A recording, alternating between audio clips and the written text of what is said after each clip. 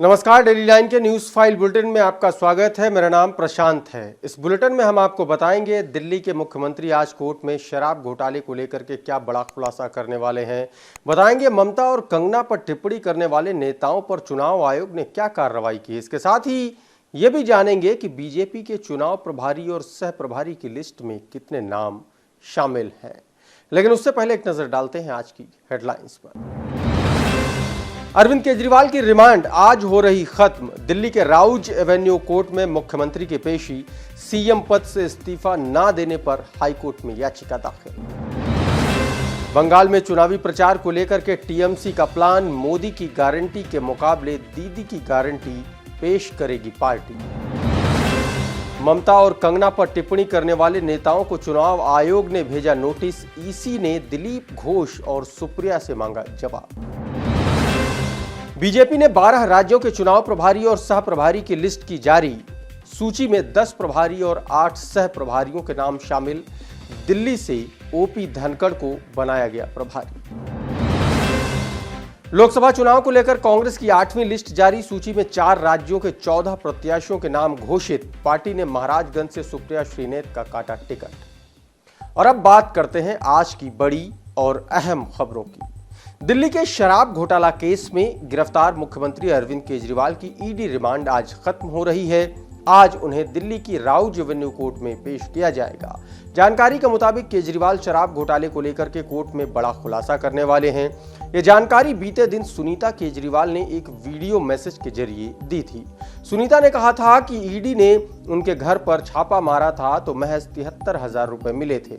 दिल्ली के मुख्यमंत्री अपने दावों को लेकर के सबूत भी पेश करेंगे। बता दें कि इन्फोर्समेंट डायरेक्टरेट ने केजरीवाल को 21 मार्च को गिरफ्तार किया था।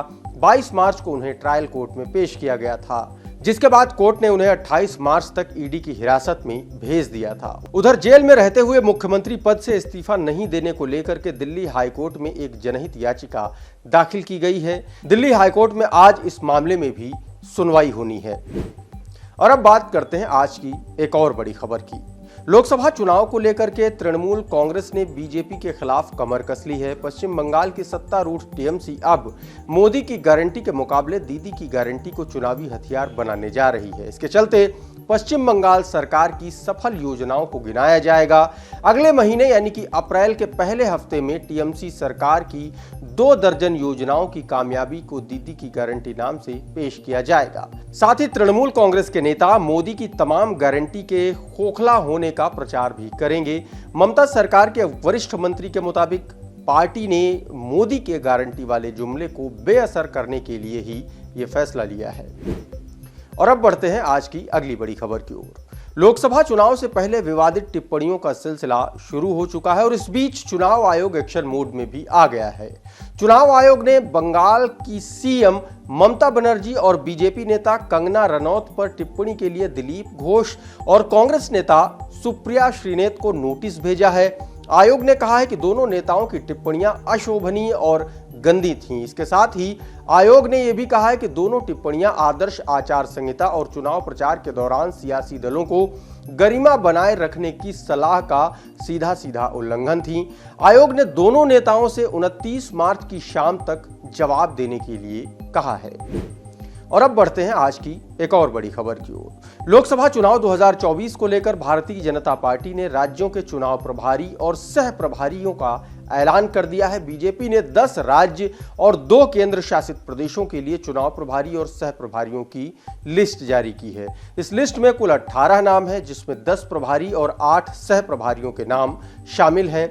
ओपी धनखड़ को दिल्ली का प्रभारी बनाया गया है। डॉक्टर अलका गुर्जर को दिल्ली का सह प्रभारी बनाया गया है। वहीं महाराष्ट्र का प्रभार सांसद डॉक्टर दिनेश शर्मा को सौंपा गया है। इसके साथ ही यहां 2 सह प्रभारी बनाए गए हैं, जिसमें निर्मल कुमार सुराना और जयभान सिंह पवैया के नाम शामिल हैं। वहीं उत्तर प्रदेश में 3 सह प्रभारी बनाए गए हैं, जिसमें संजीव चौरसिया, रमेश बिधूड़ी और संजय भाटिया का नाम शामिल है। और अब बढ़ते हैं आज की एक और बड़ी खबर की ओर। लोकसभा चुनाव के लिए बीजेपी ने उम्मीदवारों की 7वीं लिस्ट जारी कर दी है। इस लिस्ट में 2 राज्यों के सिर्फ 2 कैंडिडेट के नाम ही शामिल है। पार्टी ने महाराष्ट्र की अमरावती सीट से नवनीत राणा को टिकट दिया है।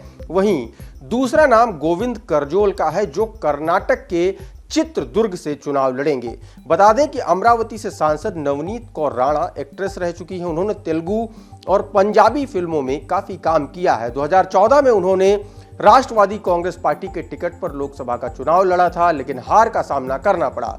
इसके बाद साल 2019 में महाराष्ट्र के अमरावती से निर्दलीय चुनाव लड़ा। इसके साथ ही लोकसभा चुनाव के लिए बीजेपी अब तक 7 लिस्ट में 407 नामों का ऐलान कर चुकी है। और अब बढ़ते हैं आज की एक और बड़ी खबर की ओर। लोकसभा चुनाव को लेकर के राजनीतिक दलों का अपने उम्मीदवारों का ऐलान करने का दौर जारी है और इसी कड़ी में कांग्रेस ने बुधवार रात 4 राज्यों के 14 प्रत्याशियों के नामों का ऐलान किया। पार्टी ने मध्य प्रदेश के गुना में ज्योतिरादित्य सिंधिया के सामने राव यादवेंद्र सिंह को प्रत्याशी बनाया है। वहीं विदिशा में शिवराज सिंह चौहान के सामने प्रताप भानु शर्मा को टिकट दिया है। उधर कांग्रेस ने यूपी के महाराजगंज से सुप्रिया श्रीनेत का टिकट काट दिया है। 2019 में उन्होंने यहां से चुनाव लड़ा था, पर वो हार गई थी।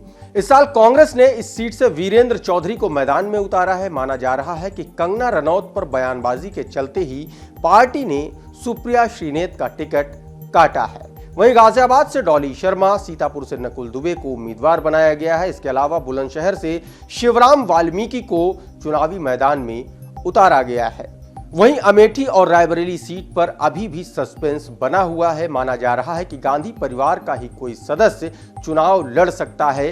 हालांकि इस पर भी अभी असमंजस की स्थिति बनी हुई है। इसके साथ ही कांग्रेस अब तक अपने 209 प्रत्याशियों के नामों का ऐलान कर चुकी है। बढ़ते हैं आज की अगली बड़ी खबर की ओर। लोकसभा चुनाव के दूसरे चरण के लिए आज से नामांकन प्रक्रिया शुरू हो गई। चुनाव आयोग ने 26 अप्रैल को होने वाले दूसरे चरण के मतदान के लिए अधिसूचना जारी कर दी।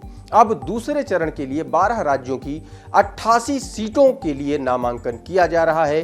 दूसरे चरण में यूपी की 8 लोकसभा सीटों के लिए भी नामांकन प्रक्रिया शुरू हो गई। इसमें अमरोहा, मेरठ, बागपत, गाजियाबाद, गौतम बुद्ध नगर, बुलंदशहर, अलीगढ़ और मथुरा जैसी सीटें शामिल हैं। इस चरण के लिए उम्मीदवार 4 अप्रैल तक अपना नामांकन पत्र दाखिल कर सकते हैं। वहीं जम्मू कश्मीर को छोड़ करके सभी राज्यों और केंद्र शासित प्रदेशों में नामांकन पत्रों की जांच 5 अप्रैल को होनी है।